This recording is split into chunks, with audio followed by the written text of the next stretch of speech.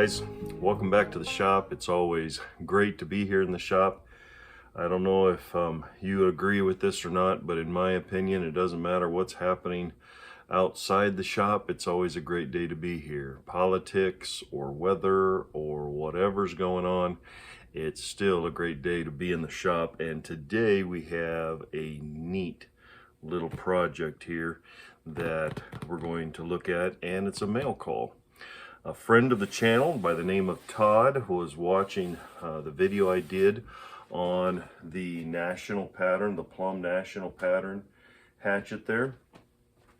And I had mentioned that I was looking for the Boy Scout, the Plumb Boy Scout hatchet. And he was gracious enough and sent me a message and said, I found one of those, and he said he'd send it to me.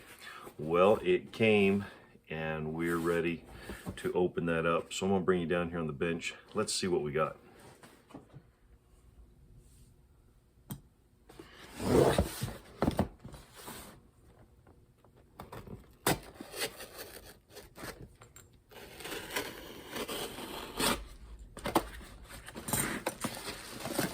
Let's see what we have here.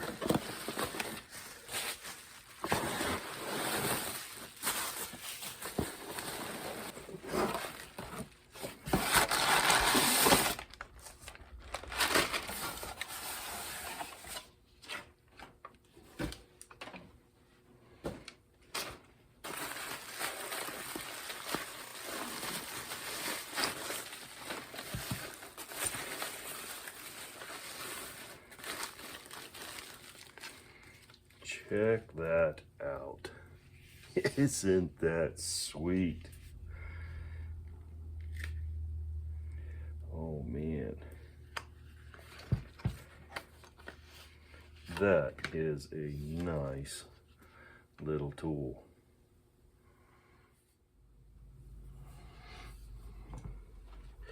That is really, really nice. I'm gonna have to I want to take and just clean up. There's some rust down here. There what looks like, I'll bet you that, I don't know if that's green paint. I don't think it would be stained from grass, but there's some kind of green that I think would be nice to take off. There's the remains of a little sticker here, and I just don't know. I think this black, like all this stuff here, is just sap. But I would like to try to clean this, and we will do this in a way of not restoration but a preservation. I was really hoping to be able to preserve this little mask, but I don't think we're going to be able to do it. The leather was deteriorated right there.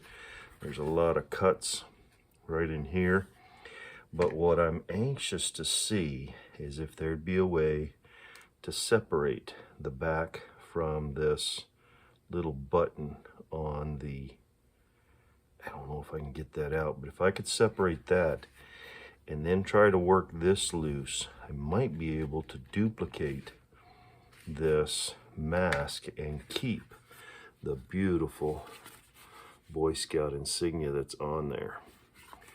So I don't know, I'm gonna play around with this for a little bit. I don't know what I'll be able to do with it, but I know we can clean this up and do it up really, really well. All right, I've been giving it some thought, and I don't think I'm gonna try to save that sticker. That sticker, you can't read it. It says Plumb right there on the head. So I don't think we need to save that sticker. It just looks bad for right now. So I'm going to use something that is a solvent, but I think it will be mild as far as the paint and everything's concerned. And that's WD-40. WD-40 is really not meant, most people use it as a lubricant and a solvent, but it's actually water displacement. That's what it does the best. Then it's a solvent, and then it's a lubricant, and it's not really the best lubricant. But anyways, it does work for protecting metal because it displaces water. And in our case right now, we want just to use it as a solvent. I'm going to use this what do you call it? Scotch Brite. Yeah, that's taking off that green. It's not being too harsh on the paint, but it is taking off. Look at that. It's that sap, that brown sap that's on there, that is coming off quite nicely. So that's a good thing. Yeah, all that sap's coming off. Now we're also going to use the Scotch Brite belts, which are conditioning belts. Those things work great. I think the first time I saw those being used was either Magdad or Scout Crafter was using those, and they had given somebody else credit for it. So I'm not sure who that was, but those conditioning belts really work well. Oh, that's nice. Don't want it to scratch horizontally. I want it to have grains vertically. So let's see what we can do over here. Because if you can see, there's all this dark crud here that comes right off with the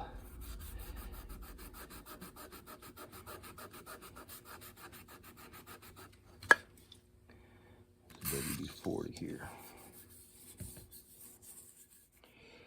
All right, to this point, there were little scratches in here. Some of it, it's like it had hit metal, and they were raised up. I've taken care of all that. That has all been smoothed out. I lost a little bit of the paint, but all the green paint came off.